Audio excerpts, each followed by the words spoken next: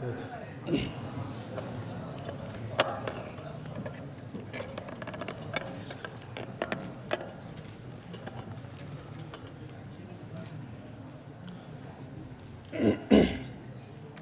الحمد لله الذي كتب على عباده الإيمان والعمل الصالح وجعل الصبر والتوكل على الله مفتاح الفلاح، وأشهد أن لا إله إلا الله وحده لا شريك له وعد المؤمنين بالنصر والتمكين، وأشهد أن محمدًا عبده ورسوله سيد المتفائلين وقدوة العاملين، صلى الله عليه وعلى آله وصحبه أجمعين ومن تبعهم بإحسان إلى يوم الدين. أما بعد، قال الله تبارك وتعالى في سورة الانشراح بعد أعوذ بالله من الشيطان الرجيم: بسم الله الرحمن الرحيم، فإن مع العسر يسرا إن مع العسر يسرا. وقال النبي صلى الله عليه وسلم: واعلم أن النصر مع الصبر وأن الفرج مع الكرب وأن مع العسر يسرا. رواه الترمذي.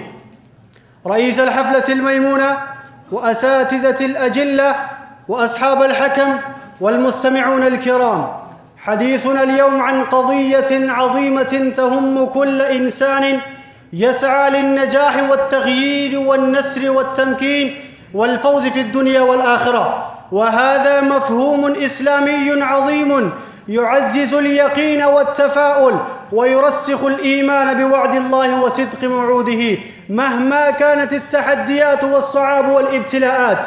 عباد الله، ما أروع التوكل على الله، إنه يريح القلب ويبعث في النفوس السكينة. التوكل على الله ليس مجرد قول باللسان، بل هو عمل قلبي وعقلي يجعلك في كل خطوة تشعر بالقرب من الله سبحانه وتعالى، متأكدا أن الله سيستجيب دعائك ويرزقك من حيث لا تحتسب. ومن خلال قصص النبي صلى الله عليه وسلم نتعلم كيف عاشوا النجاح قبل أن يتحقق، وكيف ثبتوا على الإيمان حتى جاء النصر من عند الله سبحانه وتعالى. إن كثيرا من أبناء الأمة اليوم ينهزمون قبل انتهاء المعركة ويفشلون قبل انتهاء الجهد وييأسون في وسط الطريق، وهذه الأمور ليست من سمات المسلم الحق والمؤمن الصادق الواثق بربه